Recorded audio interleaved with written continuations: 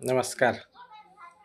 आज सर्व महिलांना एक आनंदाची बातमी द्यायची आहे की आपण जो वाट पाहत होतो 23 तारखेला निवडणुकीचा निकाल लागला आणि 23 पासून अख्खा महिना आज तारीख दुसरी 23 आली.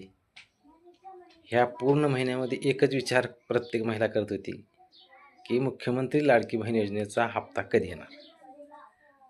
तर माननीय राज्याच्या महिला व बालविकास मंत्री आदितीताई तटकरे यांनी आत्ता थोड्या वेळापूर्वी स्पष्ट केलं की मुख्यमंत्री लाडकी बहीण योजनेचा हप्ता आजपासून महिलांच्या खात्यात वर्ग होईल.